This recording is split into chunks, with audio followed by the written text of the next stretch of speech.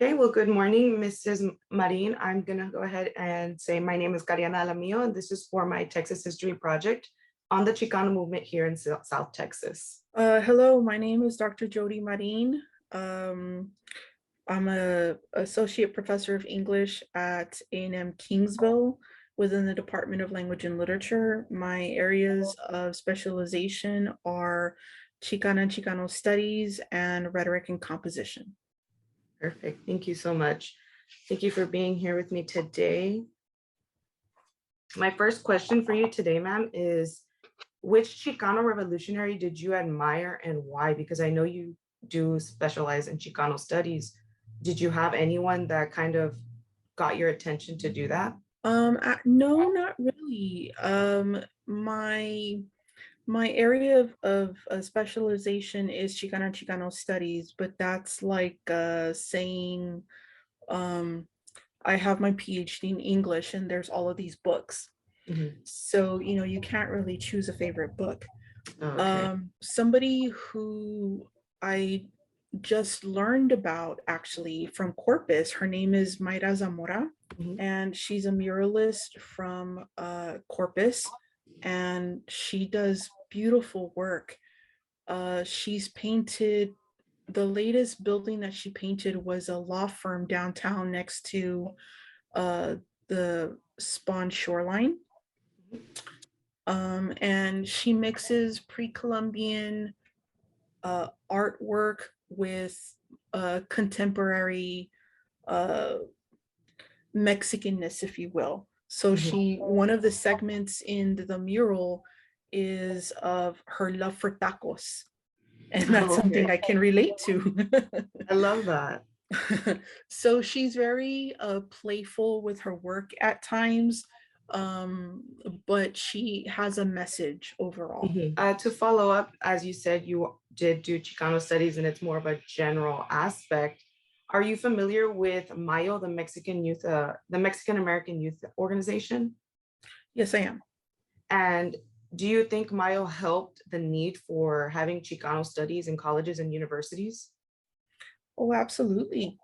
It really provided a sense of community for the younger generation within the movimiento, the Chicano movement, and it allowed them to discuss their ideas, and then to move it into the college, because it started within the movimiento, Mhm. and then as the people within the movimiento continued with their fight, some of the younger uh, community members went into college, and then they moved the movimiento into the colleges, and that's where we're seeing the modern Mayo really take off. They're in the Knox conference. Knox is NACCS.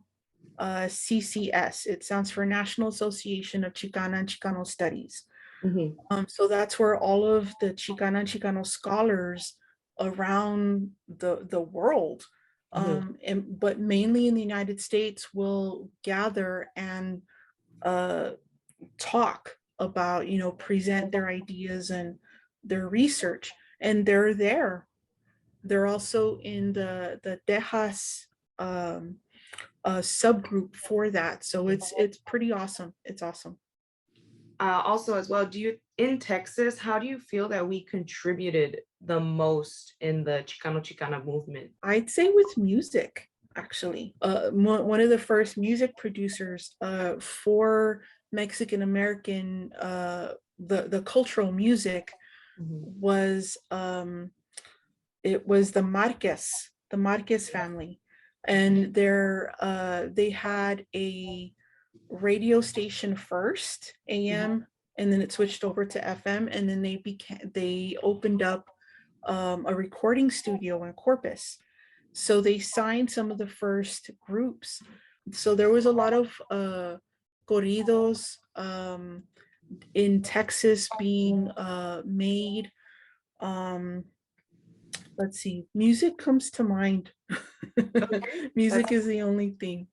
what do you think, or what do you feel that the Chicano movement gave to the Chicano, specifically here in Texas? Because we see a lot growing up when we learned about the Chicano movement, at least me personally, it was more about Cesar Chavez and over there in California, but it did come down here in South Texas. So what do you think it gave to us here who reside here? I think it gave us fight in Crystal City and in other lesser known cities in Mhm, Texas. There were smaller fights that were part of the movimiento. So in I want to say it was Crystal City, mhm, where there was an uprising within the school because the majority of the students were Mexican American, and the cheerleading team was all white. And so there was a very big difference in the cheerleading squad did not represent the school demographic. So one of a Mexican American girl applied to be in the cheer squad, and she was denied. And so the parents were, well, wait a minute, why not? And it was obviously very racist. She mhm, was her tryout was good and all of that, but she wasn't good enough to be on the squad. And so the parents, they realized, hey, this is more than just a spot on a cheer team. This is mhm. like flat out discrimination. And Yeah. they're telling us that our kids aren't worth it.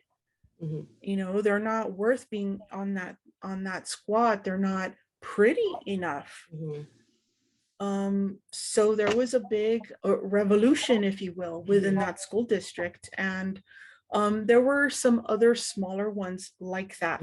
So what we saw in happening in California, in the bigger cities, mhm. trickled down here in different ways and gave us hope and fight. And where do you feel in more of in a general aspect, because we see that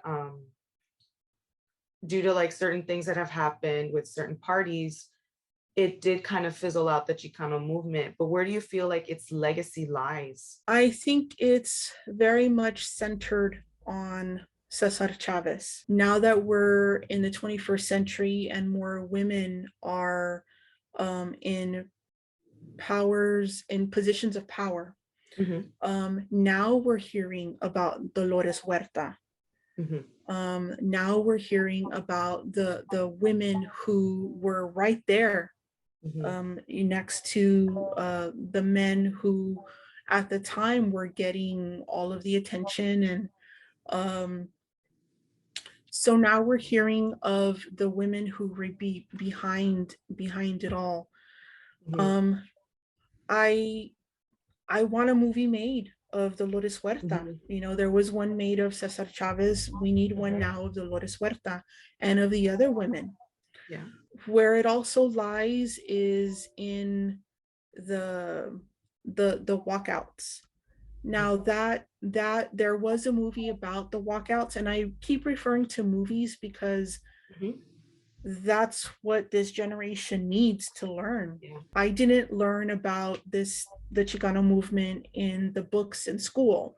Mhm, Um, I didn't even learn about it in my undergraduate years or my master's years. I learned about it when I specialized in it in my doctoral program. Oh, wow. So the way that we need to inform everybody Mhm, about what happened is to make movies. So we're seeing that now with the Selena series on mhm, Netflix, with the Selena movie, with La Bamba, with um, there was a movie made of Bless Me Ultima, which is a mhm, novel by Rodolfo Anaya, who's a great Chicano, was a great Chicano writer. And actually, I just read this morning that they're gonna make a movie with Eva Longoria, um, the uh, the girl from the new adaptation of One Day at a Time. Mhm. It's that movie is going to be based on a book by Benjamin Alida Science, and it's called Aristotle and Dante Take on the Universe, something like that. I Okay. already forgot the main title, but it's a coming of age um, queer story, Mhm. and we need movies like that. We need we need we need representation, Yes. and where you see uh where you see us, we will be role models, and um we will tell our history Mhm. as a result of that.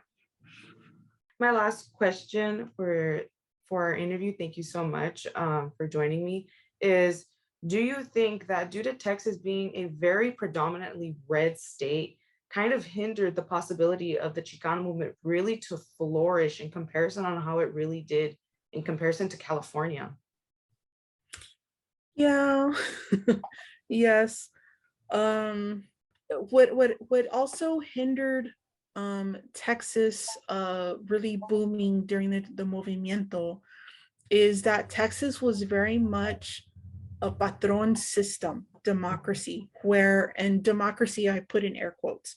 Mhm. So the majority of the Mexican Americans in Texas worked land for a patron, Mhm. and the patron would hold block parties and get all of his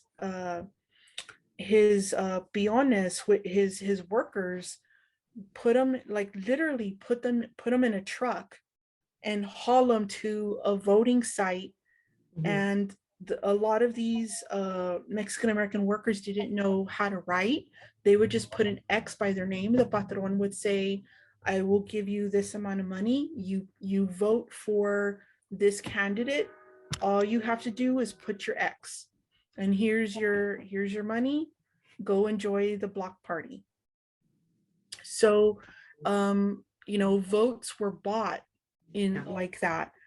And unfortunately, a lot of the Mexican Americans in Texas, and in particular in South Texas, were migrant workers that needed the patrones, and they needed to get to the next harvest to Mhm. feed their family, and so they had to. It was just a cycle. Well, thank you very much. That is the end of our interview. Thank you so much for joining me and your insight on all these questions. It helped me very much. Just thank you so much for joining me. You're very welcome. I wish you luck on your project. Thank you for asking me.